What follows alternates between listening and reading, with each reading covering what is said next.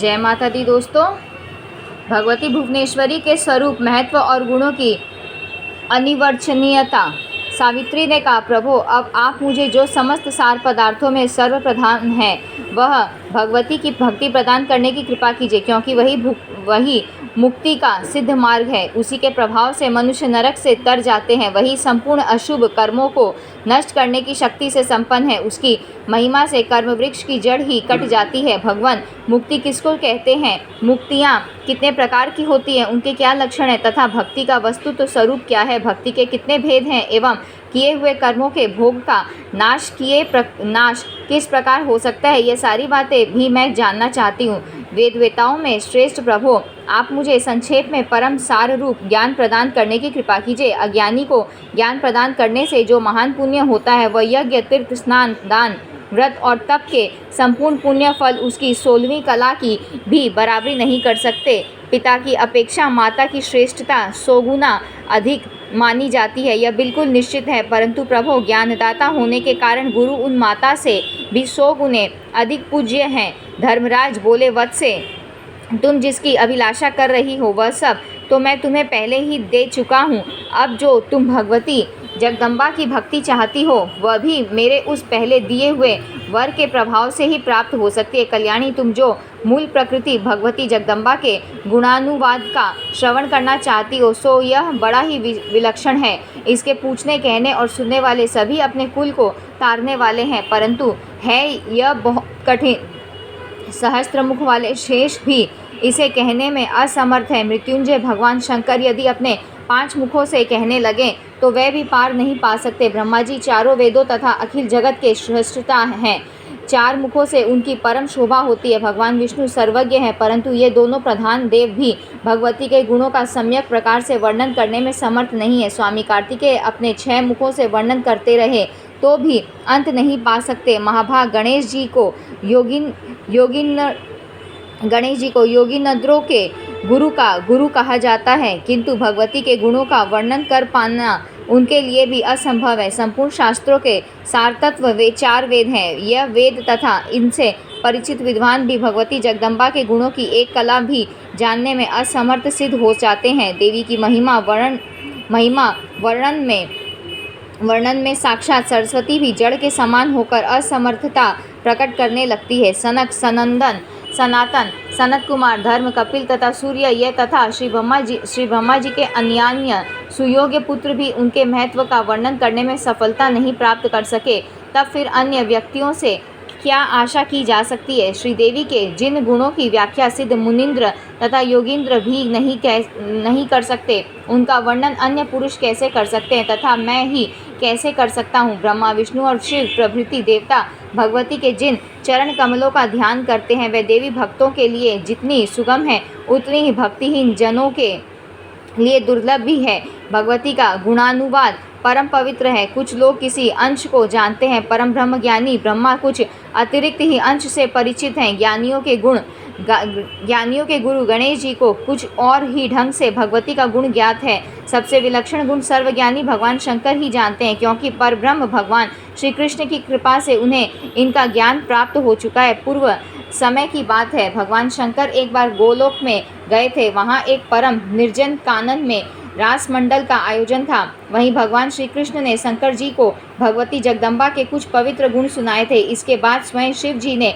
अपनी पुरी में धर्म के प्रति उनका उपदेश किया था। महाभाग सूर्य के पूछने पर धर्म ने उनके सामने इनकी व्याख्या की थी। साध्वी, मेरे पिता भगवान सूर्य तपस्या करने के पश्चात देवी की उपासना करके इस ज्ञान को कुछ प्राप्त कर सके थे। पूर्व समय में मेरे पिताजी यत्नपूर्वक मुझे यमपुरी का राज्य दे रहे थे, किंतु मैं लेना नहीं चाहता था। सुरवते वैराग्य हो जाने के कारण मेरे मन में तपस्या करने की बात आ रही थी। तब पिताजी ने मेरे सामने भगवती के गुणों का वर्णन किया। उस समय मैंने जो कुछ सुना था उसी परम दुर्लभ विषय को आज मैं तुम्हें बता रहा हूँ। सुनो। वरानने, मूल प्रकृति भगवती जगदम्बा के इतने अमित गुण हैं कि उन्हें वह स्वयं ही पूरा नहीं जानती, तब दूसरों की तो बात ही क्या है। जैसे आकाश अपने भीतर की सभी वस्तुओं से अनभिज्ञ रहता है, वैसे ही भगवती भी अपने समस्त गुणों से अपरिचित ही है। इन ब्रह्मा स्वरूपिणी भगवती का प्रथम रूप सर्वात्मा है, जो सबके भगवान एवं संपूर्ण एवं संपूर्ण कारणों के कारण है, सर्वेश्वर, सर्वांग्य, सर्ववित्त और सर्वपरिपालक आदि जिनके पृथक पृथक नाम हैं, जो नित्य स्वरूप एवं नित्य विग्रह सदा परमानंद परिपूर्ण रहते हैं, जो भौतिक आकार से रहित हैं तथा जो निरंकुश, निशंक, निर्गुण, त्रिगुण रहित, निरामय, निर्लिप्त, सर्वसाक्षी, सर्वाधार एवं परात्पर हैं, वह ही परमात्मा अपनी माया से मूल प्रकृति भगवती भुवनेश्वरी के रूप में अभिव्यक्त हो जाते हैं। सभी नामधारी वस्तुओं की अभिव्यक्ति या उत्पत्ति उन्हीं से हुई है। स्वयं परमात्मा ही प्रकृति के संयोग से प्रकृति शब्दवाच्य हो जाते हैं। इन प्रकृति और पुरुष दोनों में वस्तुत इस प्रकार की अभिन्नता है, जैसे अग्नि और दाही का शक्ति में कभी किंचित भी भिन्नता की कल्पना नहीं उठती, वह ही ये सच्चिदानंद स्वरूपिणी भगवती जगदम्बा शक्ति एवं महामाया नाम से प्रसिद्ध है। इनका कोई रूप नहीं है, तथापि भक्तों पर कृपा करने के लिए यह विविध रूप धारण किए हुए है। यह ही सर्वप्रथम गोपाल सुंदरी का रूप धारण कर चुकी है। अतः स्वयं परब्रह्म परमात्मा भगवान श्री कृष्ण इन्हीं के अभिन्न स्वरूप हैं। उस समय उनकी अवर्णनीय शोभा थी, परम कमनीय कलेवर था, मनोमुग्ध कारिणी निरतिशय सुंदर नवनील नीरद आकृति थी, नित्य नव किशोर गोपवेश था। उनके नेत्र कमल की शोभा के सामने शरतकालीन मध्याह्न के कमल की सुषमा छविहीन हो रही थी। उनकी सौंदर्य माधुरी पर अनंत अनंग न्यौछावर हो रहे थे। उनके मधुर मनोहर मुखचंद्र को देखकर शारदीय पूर्णिमा के कोटि कोटि कलाधर छिपे जाते थे। दिव्य अमूल्य रत्नों से रचित प्रभामय आभूषणों से उनके सर्वांग अलंकृत थे। कटि प्रदेश परम प्रभावशाली पीताम्बर से सुशोभित था। सहज ब्रह्म ज्योति से उनका श्री विग्रह उद्भासित था। उनके विशाल वक्ष स्थल पर दिव्य सुगंधमयी वनमाला लहरा रही थी। चंपा और मालती की मनोहर मालाएं घुटनों तक लटक रही थी। उर्स्थल पर कौस्तुभ मणि चमचमा रही थी। समस्त अंग कस्तूरी केसर और अगुरु मिश्रित दिव्य चंदन से चर्चित थे। वह श्री विग्रह मनोहर दिव्य चूड़ामणि से सुशोभित था। मुख पर मधुर मनोहर मुस्कान खेल रही थी। वह दोनों हाथों में मधुर मुरली लिए उसमें सुर भर रहे थे। मनोहारिणी दिव्य लीलाओं के तो साक्षात धाम ही थे। वह परम शांत और अनंत माधुर्य से युक्त श्री से संपन्न एवं श्री राधा रानी के परम प्रिय प्राण वल्लभ थे। राजमंडल के मध्य भाग में दिव्य रत्नमय विशद सिंहासन पर विराजमान थे। प्रेम की मूर्तिमयी प्रतिमा श्री गोपांगनाएं मधुर स्मित करती हुई उनके मुख सरोज की ओर निर्निमेष नेत्रों से निहार रही थी। उनके अंग अंग से रस सुधा माधुरी का प्रवाह बह रहा था। वह श्री कृष्ण सभी के एकमात्र महेश्वर हैं। जगदाता ब्रह्मा उन्हीं का भय मानकर सृष्टि का विधान तथा कर्मानुसार संपूर्ण कर्मों का उल्लेखन करते हैं। उन्हीं के आज्ञानुसार देवता सबको तपस्याओं तथा कर्मों का फल देते हैं। उन्हीं के आदेश से भगवान विष्णु को सबका रक्षक माना गया है। वह उन्हीं का अनुशासन पाकर निरंतर रक्षा के कार्य में तत्पर रहते हैं। उनसे भिन्न रहने वाले कलाग्नि रुद्र द्वारा अखिल जगत का संहार होता है। जो ज्ञानियों के गुरु एवं मृत्युंजय नाम से प्रसिद्ध भगवान शिव हैं, वह भी उन्हीं को जानने से ज्ञानवान योगीश प्रभु परम आनंद से संपन्न तथा भक्ति एवं वैराग्य से संयुक्त हैं। साध्वी उन्हीं का भय मानकर शीघ्रगामियों में प्रमुख पवन चलते तथा सूर्य निरंतर तपते हैं। उन्हीं की आज्ञा के अनुसार इंद्र वर्षा करते, मृत्यु प्राणियों पर प्रभाव डालते, अग्नि जलाते तथा जल शीतल करते हैं। उन्हीं की आज्ञा से भयभीत दिक्पालों द्वारा दिशाओं की रक्षा होती है। उन्हीं के भय से ग्रह राशि चक्रों पर भ्रमण करते हैं। वृक्ष जो फूलते और फलते हैं, इसमें भी उनका भय ही कारण है। उन्हीं की आज्ञा को शिरोधार्य करके काल जगत का संहार करता है। उनकी आज्ञा के बिना जलचर और स्थलचर कोई भी प्राणी जीवित नहीं रह सकता। उनकी आज्ञा के बिना संग्राम में तथा किसी भी विषम स्थल में आबद्ध प्राणी को भी मृत्यु नहीं मार सकती। उन्हीं की आज्ञा से वायु अगाध जल को, जल कच्छप को, कच्छप शेषनाग को, शेषनाग पृथ्वी को और पृथ्वी समुद्रों तथा पर्वतों को धारण किए रहती है। जो सब प्रकार से क्षमामयी है, वह पृथ्वी उन्हीं की आज्ञा से नाना प्रकार के रत्नों को धारण करती है। उन्हीं की आज्ञानुसार पृथ्वी पर संपूर्ण प्राणी उत्पन्न और नष्ट होते हैं। पतिव्रते देवताओं के 71 युगों की इंद्र की आयु होती है। ऐसे 28 इंद्रों के बीत जाने पर ब्रह्मा का एक दिन रात होता है। इसी प्रकार 30 दिनों का एक मास होता है और 2 मास की ऋतु तथा 6 ऋतुओं का एक वर्ष होता है। ऐसे 100 वर्ष की ब्रह्मा की आयु होती है। यही ब्रह्मा की आयु का मान कहा गया है। ब्रह्मा के शांत होने पर माया विशिष्ट प्रकृति ब्रह्म परमात्मा की एक पलक गिरती है। जब वह आंख मूंद लेते हैं तब उसी को प्राकृतिक प्रलय कहते हैं। उस प्राकृतिक प्रलय के समय संपूर्ण देवता, चराचर प्राणी, धाता तथा विधाता ये सब भगवान श्री कृष्ण के नाभि कमल में लीन हो जाते हैं। क्षीर सागर में शयन करने वाले श्री विष्णु तथा वैकुंठवासी चतुर्भुज भगवान श्री विष्णु पर ब्रह्म परमात्मा श्री कृष्ण के वाम पार्श्व में लीन हो जाते हैं। ज्ञान के अधिष्ठाता सनातन भगवान शिव उन परमात्मा श्री कृष्ण के ज्ञान में प्रवेश कर जाते हैं। संपूर्ण शक्तियाँ विष्णु माया दुर्गा में तिरोहित हो जाती हैं। विष्णु माया दुर्गा भगवान श्री कृष्ण की बुद्धि में स्थान ग्रहण कर लेती है, क्योंकि वह उनकी बुद्धि की अधिष्ठाती देवी है। नारायण के अंश स्वामी कार्तिकेय उनके वक्ष स्थल में लीन हो जाते हैं। सुरवते गुणों के स्वामी देवेश्वर गणेश को भगवान श्री कृष्ण का अंश माना गया है। वह उनकी दोनों भुजाओं में प्रविष्ट हो जाती है। लक्ष्मी की अंशभूता देवियाँ लक्ष्मी में तथा लक्ष्मी श्री राधा में लीन हो जाती हैं। गोपियाँ तथा संपूर्ण देव पत्नियाँ भी श्री राधा में ही लीन हो जाती हैं। भगवान श्री कृष्ण के प्राणों की अधीश्वरी देवी श्री राधा उनके प्राणों में निवास कर जाती है। सावित्री, वेद एवं संपूर्ण शास्त्र सरस्वती में प्रवेश कर जाते हैं। सरस्वती परब्रह्म परमात्मा भगवान श्री कृष्ण की जिह्वा में विलीन हो जाती है। गोलोक के संपूर्ण गोप भगवान श्री कृष्ण के रोम कूपों में लीन हो जाते हैं। उन प्रभु के प्राणों में संपूर्ण प्राणियों के प्राणवायु, उनकी जठराग्नि में समस्त अग्नियों का तथा उनकी जिह्वा के अग्रभाग पर जल का लय हो जाता है। वैष्णव पुरुष अत्यंत आनंदित हो उन भगवान श्री कृष्ण के चरण कमलों में लीन हो जाते हैं। सार के भी सार भक्ति रूपी रसमय अमृत को पीने वाले भक्त महान पुरुष भगवान श्री कृष्ण में लीन हो जाते हैं, क्योंकि वह उन्हीं के अंश हैं। महाविराट पुरुष उन्हें कहा जाता है जिनके रोमकूपों में संपूर्ण विश्व स्थान पाता है, जिनके आँख मीचने पर प्राकृत प्रलय हो जाती है तथा जिनके शयन करने के पश्चात पुनः सृष्टि का कार्य आरंभ हो जाता है। ब्रह्मा के 100 वर्ष व्यतीत हो जाने पर सृष्टि का सूत्र लय होता है। सुवत्रे ब्रह्मा की सृष्टि और प्रलय की कोई संख्या ही नहीं है। जैसे पृथ्वी के रज कर्ण की गणना नहीं की जा सकती, जिन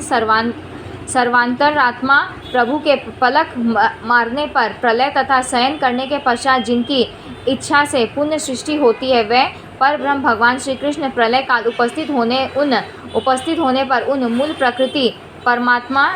मूल प्रकृति परात्पर स्वरूपा शक्ति में मिलकर एक हो जाते हैं। उस समय एक पराशक्ति ही रह जाती है, उसी को निर्गुण कहते हैं। उसी के विषय में वेद के ज्ञाता विद्वानों का कथन है कि सदैव वेद मग्न आसित, अर्थात वह ही ये पुरुष हैं जो सर्वप्रथम विराजमान थे। भगवती मूल प्रकृति अव्यक्त होने पर भी व्यक्त पद से संबोधित होती है। उसे चिद ब्रह्म से अभिन्नत्व प्राप्त है। अतः प्रलय काल में वह ज्यों की त्यों विराजमान रहती है। फिर ऐसे विशिष्ट गुणों से संपन्न भगवती जगदम्बा के गुणों का वर्णन करने के लिए अखिल ब्रह्मांड में कौन ऐसा पुरुष है जो सफलता प्राप्त कर सके। चारों वेदों ने मुक्ति के 4 भेद बतलाए हैं। उन सब में प्रभु की भक्ति को प्रधान माना है, क्योंकि इसके सामने सभी तुच्छ हैं। एक मुक्ति सालोक्य प्रदान करने वाली, दूसरी सारूप्य देने में निपुण, तीसरी सामीप्य प्रदान करने वाली और चौथी निर्वाण पद पर पहुंचाने वाली कही जाती है। भक्त पुरुष परम प्रभु परमात्मा की सेवा छोड़कर इन मुक्तियों की इच्छा नहीं करते।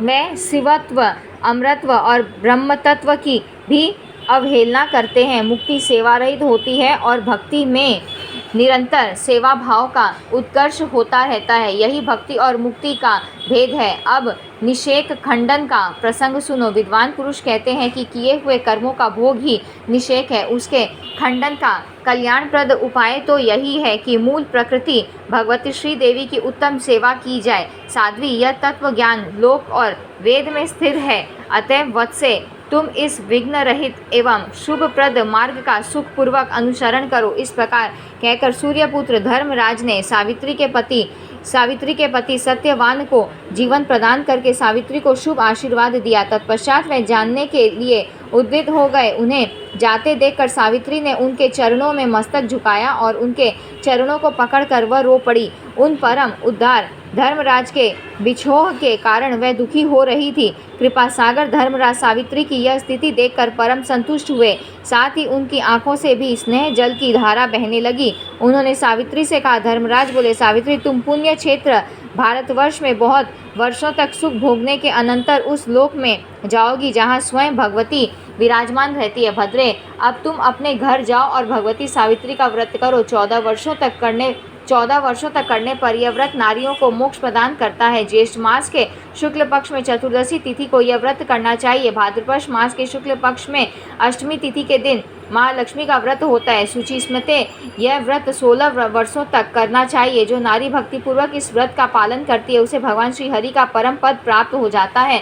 प्रत्येक मंगलवार के दिन मंगल प्रदान करने वाली भगवती मंगल चंडिका की पूजा करनी चाहिए। प्रत्येक मास के शुक्ल पक्ष में षष्ठी के दिन मंगल प्रदान भगवती षष्ठी देव सेना की उपासना करने का विधान है। इसी प्रकार आषाढ़ की संक्रांति के अवसर पर संपूर्ण सिद्धि प्रदान करने वाली भगवती मनसा की पूजा होती है। कार्तिक मास के शुक्ल पक्ष की पूर्णिमा तिथि को रास के अवसर पर भगवान श्री कृष्ण की प्राणाधिका श्री राधा की उपासना करनी चाहिए तथा प्रत्येक मास की शुक्ल अष्टमी के दिन मंगल प्रदान करने वाली भगवती दुर्गा का व्रत करना चाहिए। जो नारी पुत्रवती और सुहागिनी स्त्रियों, पुण्यमयी पतिव्रताओं एवं यंत्रों में तथा प्रतिमाओं में भगवती विष्णु माया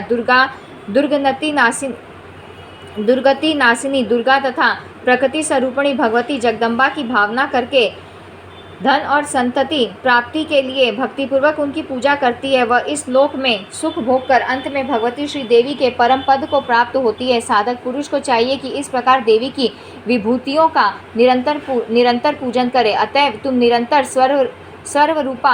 सर्वरूपा मूल प्रकृति श्री भुवनेश्वरी की उपासना करो। इस परमेश्वरी की सेवा से बढ़कर दूसरा कोई भी ऐसा कार्य नहीं है जिससे प्राणी कृत्य हो सके। इस प्रकार कहकर धर्मराज अपने स्थान पर पधार गए। सावित्री भी पतिदेव को लेकर अपने घर पर लौट गई। नारद यों सावित्री और सत्यवान दोनों जब घर पर चले आए तब सावित्री ने अपने अन्य बांधवों से सारा वृत्तांत कह सुनाया। फिर वर के प्रभाव से क्रमश सावित्री के पिता पुत्रवान बन गए। उसके सवसुर की आंखें ठीक हो गई और वह अपना राज्य पा गए। सावित्री स्वयं भी बहुत से पुत्रों की जननी बन गई। उस पतिव्रता सावित्री ने पुण्यभूमि भारतवर्ष में अनेक वर्षों तक सुख भोग किया। तत्पश्चात वह अपने पति के साथ भगवती भुवनेश्वरी के लोक में चली गई। सूर्य मंडलात्मक सविता की अधिष्ठात्री होने से अथवा सूर्य के अंतर्गत ब्रह्म प्रतिपादक गायत्री मंत्र की अधिदेवता होने से इसका नाम सावित्री हुआ है, अथवा संपूर्ण वेदों की जननी होने से जगत में इसका सावित्री नाम प्रसिद्ध है। वत्स, इस प्रकार सावित्री का श्रेष्ठ उपाख्यान तथा प्राणियों के कर्म विपाक ये प्रसंग तुम्हें बता दिए। अब पुण्य क्या सुनना चाहते हो? यहाँ हमने 38वां अध्याय समाप्त किया है। भगवती महालक्ष्मी का प्राकट्य तथा विभिन्न व्यक्तियों से उनके पूजित होने का तथा दुर्वासा के शाप से महालक्ष्मी के देवलोक त्याग और इंद्र के दुखी होकर बृहस्पति के पास जाने का वर्णन। नारद जी ने कहा, भगवान, मैं धर्मराज और सावित्री के संवाद में मूल प्रकृति भगवती भुवनेश्वरी तथा निर्गुण स्वरूपा गायत्री का निर्मल यश सुन चुका। इन देवियों के गुणों का कीर्तन निसंदेह सत्य रूप एवं मंगलों का भी मंगल है। प्रभो, अब मैं भगवती लक्ष्मी का उपाख्यान सुनना चाहता हूँ। वेताओं में श्रेष्ठ भगवान सर्वप्रथम भगवती लक्ष्मी की किसने पूजा की? इन देवी का कैसे स्वरूप है और किस मंत्र से इनकी पूजा होती है? आप मुझे इनका गुणानुवाद सुनाने की कृपा कीजिए। भगवान नारायण कहते हैं, ब्राह्मण, प्राचीन समय की बात है। सृष्टि के आदि में परब्रह्म परमात्मा भगवान श्री कृष्ण के वाम भाग से रासमंडल में भगवती श्री राधा प्रकट हुई। उन परम सुंदरी श्री राधा के चारों ओर वट वृक्ष शोभा दे रहे थे। उनकी अवस्था ऐसी थी मानो 12 वर्षीय देवी हो। निरंतर रहने वाला तारुण्य उनकी शोभा बढ़ा रहा था। उनका दिव्य विग्रह ऐसा प्रकाशमान था मानो श्वेत चंपक का पुष्प हो। उन मनोहारिणी देवी के दर्शन परम सुखी बनाने वाले थे। उनका प्रसन्न मुख शरद पूर्णिमा के कोटि चंद्रमाओं की प्रभा से पूर्ण था। उनके विकसित नेत्रों के सामने शरद काल के मध्याह्न कमलों की शोभा छिप जाती थी। परब्रह्म परमात्मा भगवान श्री कृष्ण के साथ विराजमान रहने वाली वह देवी उनकी इच्छा के अनुसार दो रूप हो गई। वर्ण तेज अवस्था, कांति, यश, वस्त्र, आभूषण, गुण, कृत्य, मुस्कान, अवलोकन, प्रेम तथा अनुनय, उनके ये सभी दिव्य गुण दोनों रूपों में समान ही थे। बाएं अंश से लक्ष्मी का प्रादुर्भाव हुआ और दाहिने अंश से श्री राधा ही विद्यमान रही। श्री राधा ने प्रथम परात्पर प्रभु द्विभुज भगवान श्री कृष्ण को पति रूप से स्वीकार कर लिया। भगवान का विग्रह अत्यंत कमनीय था। महालक्ष्मी ने भी श्री राधा के वर लेने के पश्चात उन्हीं को पति बनाने की इच्छा प्रकट की। तब भगवान श्री कृष्ण उन्हें गौरव प्रदान करने के विचार से ही स्वयं दो रूपों में प्रकट हो गए। अपने दक्षिण अंश से वे दो भुजाधारी श्री कृष्ण बने रहे और बाएं अंश से चतुर्भुज विष्णु के रूप में परिणत हो गए। उन्होंने महालक्ष्मी को भगवान विष्णु की सेवा में समर्पित कर दिया। जो देवी अपनी स्नेह भरी दृष्टि से विश्व को निरंतर निरखती और लक्षित करती रहती है, वही अत्यंत गौरवान्वित होने के कारण महालक्ष्मी के नाम से प्रसिद्ध हुई। इस प्रकार द्विभुज भगवान श्री कृष्ण श्री राधा के प्राणपति बने और चतुर्भुज भगवान श्री विष्णु लक्ष्मी के शुद्ध सत्व स्वरूपा भगवती श्री राधा गोपों और गोपियों से आवृत हो अत्यंत शोभा पाने लगी। फिर चतुर्भुज भगवान श्री विष्णु भगवती लक्ष्मी सहित वैकुंठ धाम को पधार गए। ये भगवान श्री विष्णु और भगवान श्री कृष्ण दोनों समस्त अंशों में एक समान ही है। भगवती श्री महालक्ष्मी योग सिद्धि के कारण नाना रूपों में विराजमान हुई। वह परिपूर्णतम परम शुद्ध सत्व स्वरूपा भगवती लक्ष्मी संपूर्ण सौभाग्यों से संपन्न होकर महालक्ष्मी के नाम से प्रसिद्ध हो वैकुंठ धाम में निवास करने लगी। प्रेम के कारण समस्त नारी समुदाय में वह प्रधान हुई। इंद्र की संपत्ति के समान सुंदर विग्रह धारण करके देवी स्वर्ग लक्ष्मी के नाम से स्वर्ग में प्रसिद्ध हुई। पाताल में उनका नाम नाग लक्ष्मी और राजाओं के यहाँ राज्य लक्ष्मी हुआ। गृहस्थों के यहाँ ग्रह लक्ष्मी के नाम से वह पूजित हुई। यह सभी रूप इन महालक्ष्मी के एक अंश के हैं। अपने पूर्ण रूप से तो यह नित्य वैकुंठ धाम में ही विराजती हैं। गृहस्थों के संपूर्ण मंगलों को भी मंगल प्रदान करने वाली देवी संपत्ति स्वरूपा होकर विराजने लगी। गौओं में सुरभि रूप से तथा यज्ञों में दक्षिणा रूप से यह पधारी। क्षीर सागर के यहाँ उसकी कन्या बनी। यह कमलिनियों के लिए श्री रूपा और चंद्रमा के लिए शोभा रूपा हुई। इन्हीं की कृपा से सूर्यमंडल शोभा पाने लगा। भूषण, रत्न, फल, जल, राजा रानी, दिव्य नारी, गृह, संपूर्ण धान्य, वस्त्र, पवित्र स्थान, देवताओं की प्रतिमा, मंगल कलश, माणिक्य मोतियों की सुंदर मालाएं, बहुमूल्य हीरे, चंदन वृक्षों की सुरमय शाखा तथा नूतन मेघ, इन सभी वस्तुओं में भगवती श्री लक्ष्मी का अंश विद्यमान है। मुने सर्वप्रथम भगवान नारायण ने वैकुंठ धाम में इन महालक्ष्मी की पूजा की। दूसरी बार ब्रह्मा जी ने भक्तिपूर्वक इनका अर्चन किया। तृतीय श्रेणी के उपासक भगवान श्री शिव हैं। भगवान श्री विष्णु ने क्षीरसागर में इनकी पूजा की। तदनंतर स्वयंभू मनु, मानवेंद्र, ऋषीश्वर, मुनीश्वर, सभ्य, गृहस्थ, इन लोगों ने जगत में इन महालक्ष्मी की उपासना की है। गंधर्वों और नागों ने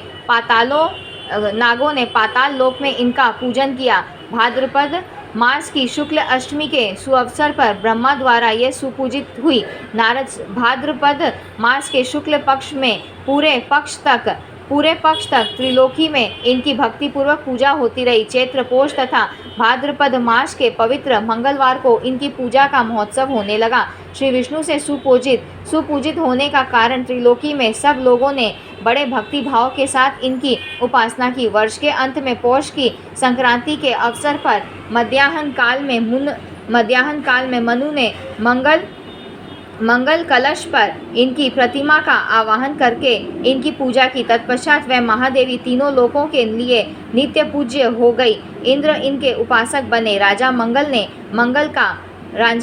ने मंगला के रूप में इनकी उपासना की। तदनंतर राजा केदार, नील, बल, सुबल, ध्रुव, उतानपाद, शक्र, बलि, कश्यप, दक्ष, कर्दम, विश्वान, प्रियव्रत, चंद्रमा, कुबेर, वायु, यम, अग्नि और वरुण ने इनकी उपासना की। इस प्रकार यह भगवती महालक्ष्मी सर्वत्र सब लोगों से सदा सुपूजित हुई है। यह संपूर्ण ऐश्वर्यों की अधिष्ठात्री देवी है। इन्हें समस्त संपत्तियों का साक्षात विग्रह कहा गया है। नारद जी ने पूछा, भगवान श्री महालक्ष्मी भगवान नारायण की प्रिया होकर सदा वैकुंठ में विराजती है, उन सनातनी देवी को वैकुंठ की अधिष्ठात्री देवी कहा गया है। पूर्व काल में भगवान नारायण की बात सत्य करने के लिए इन देवी ने पृथ्वी पर आकर समुद्र की कन्या होने का प्रस्ताव स्वीकार कर लिया था। सो यह समुद्र की कन्या कैसे बनी, मुझे स्पष्ट रूप से यह प्रसंग सुनाने की कृपा करें। भगवान नारायण ने कहा, नारद, पूर्व समय की बात है। दुर्वासा के शाप से भगवती श्री इंद्र के पास से चली गई। ऐसी स्थिति में देव समुदाय मर्त्य लोक में भटकने लगा। लक्ष्मी ने स्वर्ग का त्याग करके कुपित हो दुख के साथ वैकुंठ के लिए प्रस्थान कर दिया। नारद वह वहाँ गई और महालक्ष्मी में अपने स्वरूप का संवरण कर दिया। उस समय संपूर्ण देवताओं के शोक की सीमा नहीं रही। वे परम दुखी होकर भगवान ब्रह्मा की सभा में गए। वहां जाकर ब्रह्मा को अपना अगुआ बनाया और सब वैकुंठ पधारे। वहां भगवान नारायण विराजमान थे। अत्यंत दैन्य भाव प्रकट करते हुए देवताओं ने उनकी शरण ग्रहण की। वस्तु देवता बहुत दुखी थे। उनके कंठ, ओठ और तालु सूख गए थे। तब पुराण पुरुष भगवान श्री हरि की आज्ञा मानकर वह सर्वसंपत्ति स्वरूपा लक्ष्मी अपनी कला से समुद्र की कन्या हुई। देवताओं और दैत्यों ने मिलकर क्षीर सागर का मंथन किया था। उससे महालक्ष्मी का प्रादुर्भाव हुआ। भगवान विष्णु ने उनका साक्षात्कार किया। उस अवसर पर उन प्रसन्न वदना देवी ने देवताओं को वर दिया और क्षीर सागर में शयन करने वाले भगवान विष्णु को वरमाला अर्पण कर वह स्वयं उन्हीं के पास चली गई। नारद उनकी कृपा से देवताओं को असुरों के हाथ में गया हुआ राज्य पुनः प्राप्त हो गया। तदनंतर देवता उनकी भली भांति पूजा करके निरापद हो सर्वत्र आनंद करने लगे। नारद जी ने पूछा, ब्रह्मनिष्ठ और तत्वज्ञ मुनिवर दुर्वासा ने कब, क्यों और किस अपराध के कारण इंद्र को शाप दे दिया था? देवताओं ने किस रूप से समुद्र का मंथन किया? किस स्तोत्र से प्रसन्न होकर देवी ने इंद्र को साक्षात दर्शन दिए थे? प्रभु, इंद्र और दुर्वासा में किस प्रकार का संवाद हुआ था? यह सब बताने की कृपा करें। भगवान नारायण कहते हैं, नारद, प्राचीन काल की बात है। मुनिवर दुर्वासा जी वैकुंठ से कैलाश के शिखर पर जा रहे थे। इंद्र ने उन्हें देखा। मुनिवर का शरीर ब्रह्म तेज से प्रदीप्त हो रहा था। वे ऐसे जान पड़ते थे मानो ग्रीष्म काल के मध्याह्न कालिक सूर्य की सहस्त्रों प्रभाओं से संपन्न हो। उनकी अत्यंत स्वच्छ जटाएं तपाए हुए स्वर्ण के समान चमक रही थी। वह श्वेत वर्ण का यज्ञोपवीत धारण किए हुए थे तथा उनके हाथों में मृग चर्म दंड और कमंडलू शोभा पा रहे थे। उनके ललाट पर महान उज्ज्वल तिलक चंद्रमा के सदृश जान पड़ता था। वेदांग के पारगामी असंख्य शिष्य उनके साथ विद्यमान थे। उन्हें देखकर इंद्र ने मस्तक झुकाकर प्रणाम किया। उनके शिष्यों को भी भक्तिपूर्वक प्रसन्नता के साथ इंद्र ने संतुष्ट किया।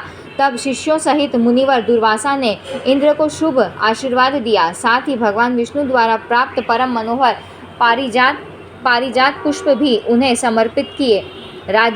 राजश्री के गर्भ में गर्वित इंद्र ने जरा मृत्यु एवं शोक का विनाश करने वाले तथा मोक्षदायी उस पुष्प को लेकर अपने ऐरावत हाथी के मस्तक पर रख दिया। उस पुष्प का स्पर्श होते ही रूप, गुण, तेज और अवस्था इन सब से संपन्न होकर ऐरावत सहसा भगवान विष्णु के समान हो गया। फिर तो इंद्र को छोड़कर वह घोर वन में चला गया। मुने, उस समय इंद्र तेज से युक्त उस ऐरावत पर शासन नहीं कर सके। इंद्र ने इस दिव्य पुष्प का परित्याग कर तिरस्कार किया है। यह जानकर मुनिवर दुर्वासा के रोष की सीमा न रही। उन्होंने क्रोध में भरकर शाप देते हुए कहा, मुनिवर दुर्वासा बोले, अरे राजश्री के अभिमान में प्रमत्त होकर तुम क्यों मेरा अपमान कर रहे हो? तुम्हें मैंने यह पारिजात पुष्प दिया। गर्व के कारण तुमने स्वयं इसका उपयोग न करके हाथी के मस्तक पर रख दिया। नियम तो यह है कि श्री विष्णु को समर्पित किए हुए नैवेद्य फल अथवा जल के प्राप्त होते ही उनका उपभोग करना चाहिए। त्याग करने से ब्रह्म हत्या के सदृश दोष लगता है। सौभाग्यवश प्राप्त हुए भगवान विष्णु के पावन नैवेद्य का जो त्याग करता है वह पुरुष श्री और बुद्धि से भ्रष्ट हो जाता है। भगवान विष्णु के लिए अर्पित की हुई वस्तु को पाते ही उसे पा लेने वाला बड़भागी पुरुष अपने 100 पूर्वजों का उद्धार करके स्वयं मुक्त हो जाता है। जो पुरुष नैवेद्य भोजन करके निरंतर भगवान श्री हरि की भक्तिपूर्वक पूजा और स्तुति करता है वह भगवान विष्णु के समान हो जाता है। उसका स्पर्श करके चलने वाली वायु का संयोग पाकर तीर्थ पवित्र हो जाते हैं। उसकी चरण रज लगते ही पृथ्वी में अपार पवित्रता आ जाती है। बिना श्री हरि को भोग लगाया हुआ अन्न पुंसचली कायर और शूद्र के अन्न के समान दोषप्रद होता है। वह मांस भक्षण से भी अधिक दोषावह है। शिवलिंग के लिए अर्पण किया हुआ अन्न तथा शूद्रयाजी देवल कन्या विक्रयी और योनिजीवी का अन्न उच्छिष्ट बासी सबके भोजन करने पर बचा हुआ अन्न शूद्रापति एवं वृषवाही अदीक्षित सवदाही अज्ञम्यागामी मित्रद्रोही विश्वासघाती कृतघ्न मिथ्याभासी ब्राह्मणों का अन्न अत्यंत दूषित समझा जाता है, परंतु ये सब भी भगवान विष्णु को अर्पण करके भोजन करने से शुद्ध हो जाते हैं। यदि चांडाल भी भगवान विष्णु की उपासना करता है तो उसमें करोड़ों मनुष्यों का उद्धार करने की शक्ति आ जाती है। श्रीहरि की भक्ति से विमुख मानव स्वयं अपनी भी रक्षा नहीं कर सकता। यदि अज्ञान में भी भगवान विष्णु को समर्पित नैवेद्य ग्रहण कर लिया जाए तो वह पुरुष अपने अनेक जन्मों के उपार्जित पापों से मुक्त हो जाता है। जानबूझकर भक्तिपूर्वक जो श्री हरि का प्रसाद ग्रहण करता है उसके तो कई जन्मों के पाप निश्चित रूप से भस्म हो जाते हैं। इंद्र, तुमने जो अभिमान में आकर भगवान के प्रसाद रूप पारिजात के पुष्प को हाथी के मस्तक पर रख दिया, इस अपराध के फलस्वरूप लक्ष्मी तुम्हें छोड़कर भगवान श्री हरि के समीप चली जाए। मैं भगवान नारायण का भक्त हूँ। मुझे देवताओं तथा ब्रह्मा से भी किंचित भी भय नहीं है। काल, मृत्यु और जरा से भी मैं नहीं डरता। फिर दूसरों की तो गिनती ही क्या है। तुम्हारे पिता प्रजापति कश्यप भी मेरा क्या करेंगे। देवराज, तुम्हारे गुरु बृहस्पति भी मुझ निशंक पुरुष का कुछ भी नहीं बिगाड़ सकते। देखो, यह पुष्प जिसके मस्तक पर है उसी की पूजा श्रेष्ठ मानी जाती है। मुनिवर दुर्वासा के यह वचन सुनकर देवराज इंद्र ने उनके चरण पकड़ लिए। भय के कारण उनके मन में घबराहट छा गई। शोकातुर होकर उच्च स्वर से रोते हुए वह मुनि से कहने लगे। इंद्र ने कहा, प्रभो, आपने मुझे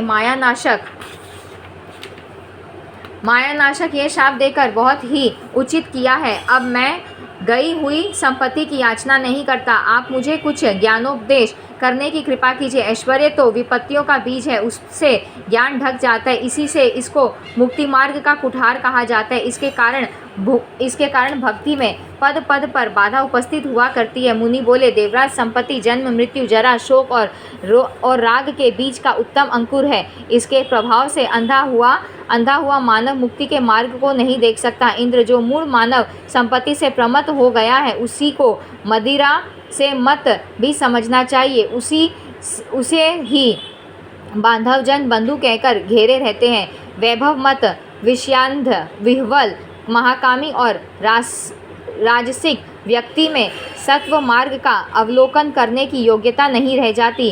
विषयांध भी दो प्रकार के बताए गए हैं, राजस और तामस। जिसमें शास्त्र का ज्ञान नहीं है वह तामस कहलाता है और शास्त्रज्ञ राजस। सुरश्रेष्ठ शास्त्र दो प्रकार के मार्ग दिखलाते हैं, एक प्रवृत्ति बीज और दूसरा निवृत्ति बीज। पहला जो प्रवृत्ति मार्ग है उसके भीतर दुख ही दुख भरे हैं, परंतु प्राणी उसी पर स्वच्छंद प्रसन्नतापूर्वक तथा सर्वदा निर्विरोध होकर उसी प्रकार पैर रखते हैं जैसे मधु का लोभी भौरा सुख मानकर क्लेश के साथ पुष्पों पर आ गिरता है।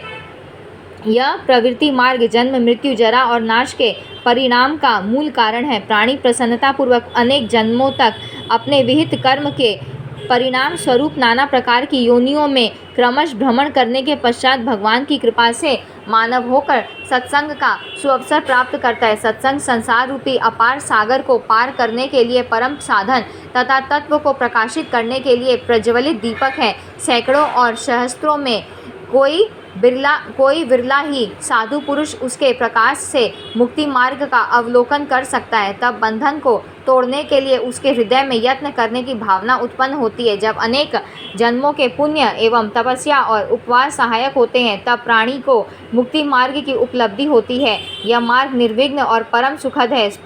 पुरंदर, तुम जो यह विषय पूछ रहे हो उसे मैं गुरु के मुख से सुन चुका हूँ। ब्राह्मण मुनिवर दुर्वासा का यह वचन सुनकर देवराज इंद्र वितराग हो गए। प्रतिदिन उनके हृदय में वैराग्य की भावना बढ़ने लगी। मुनि के स्थान से चलकर वह अपने भवन पर पहुँचे। उस समय उन्होंने देखा उनकी अमरावती पूरी दैत्यों अमरावती पुरी दैत्यों और असुरों से भली भांति भरी हुई है। उस पुरी में रहने वाले सब देवता भय से व्याकुल हैं। सारी परिस्थिति विषम दृष्टिगोचर हो रही थी।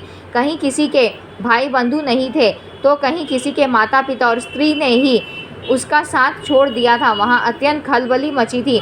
सब ओर शत्रु ही शत्रु दिखाई देते थे। ऐसी स्थिति देखकर देवराज इंद्र बृहस्पति के पास चले गए। उस समय शक्तिशाली बृहस्पति जी मंदाकिनी के तट पर विराजमान हो पर ब्रह्म परमात्मा का ध्यान करते हुए देवराज इंद्र के दृष्टिगोचर हुए। फिर देखा तो वह गंगा के जल में पूर्वाभिमुख खड़े होकर सूर्य का अभिवादन कर रहे थे। उनके नेत्रों में हर्ष के आंसू भरे थे। उनका शरीर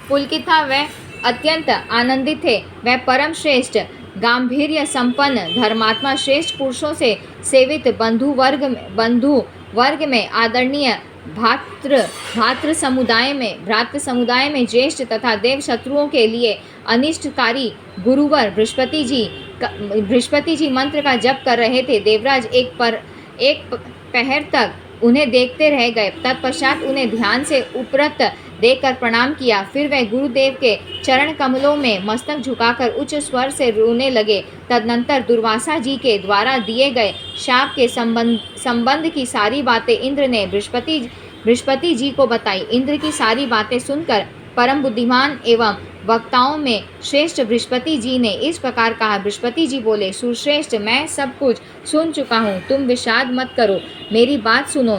नित्यज्ञ पुरुष विपत्ति के अवसर पर कभी भी घबराता नहीं है, क्योंकि यह विपत्ति और संपत्ति श्रम साध्य है। इसे नश्वर कहा जाता है। यह संपत्ति और विपत्ति अपने ही पूर्व जन्म में किए हुए कर्म का फल है। उसी के अधीन होकर स्वयं कर्ता फल भोगता है। प्राय संपूर्ण प्राणियों के लिए प्रत्येक जन्म में यही शाश्वत नियम है। चक्र की भांति वह सदा घूमता रहता है। फिर इस विषय में चिंता किस बात की? शुभ हो अथवा अशुभ, जिस किसी प्रकार के अपने कर्म फल को भोगने के लिए ही पुरुष शरीर प्राप्त करता है। करोड़ों कल्प क्यों न बीत जाएं, किंतु बिना भोग किए कर्म का अंत नहीं होता। अतएव शुभाशुभ कर्म का फल भोगना अनिवार्य है। इस प्रकार की बातें परमात्मा भगवान श्री कृष्ण ने ब्रह्मा जी को संबोधित करके सामवेद की शाखा में स्पष्ट की है। किए हुए संपूर्ण कर्मों का भोग शेष रह जाने पर कर्मानुसार प्राणियों का भारतवर्ष में अथवा कहीं अन्यत्र जन्म होता है। करोड़ों जन्मों के किए हुए कर्म प्राणी के पीछे लगे रहते हैं। पुरंदर छाया की भांति वह बिना भोगे अलग नहीं होते। काल, देश और पात्र के भेद से कर्मों में न्यूनाधिकता हुआ ही करती है। जिस प्रकार कुशल कुंभकार दंड, चक्र, शराव और ब्राह्मण के द्वारा क्रमश मिट्टी से सुंदर घट का निर्माण कर लेता है, उसी प्रकार विधाता कर्मसूत्र से प्राणियों को फल प्रदान करते हैं। अतः देवराज, जिनकी आज्ञा से इस जगत की सृष्टि हुई है, उन भगवान नारायण की तुम उपासना करो। वह प्रभु त्रिलोकी में विधाता के विधाता, रक्षक के रक्षक, स्रष्टा के स्रष्टा, संहर्ता के संहार करता तथा काल के भी काल हैं। जो पुरुष महान विपत्ति के अवसर पर उन भगवान मधुसूदन का स्मरण करता है, उसके लिए उस विपत्ति में भी संपत्ति की ही भावना उत्पन्न हो जाती है। ऐसा भगवान शंकर ने आदेश दिया है। नारद इस प्रकार कहकर तत्वज्ञानी बृहस्पति जी ने देवराज इंद्र को हृदय से लगा लिया और शुभाशीर्वाद देकर उन्हें पूर्ण रूप से सारी बातें समझा दी। यहाँ हमने 39 और 40वां अध्याय समाप्त किया है।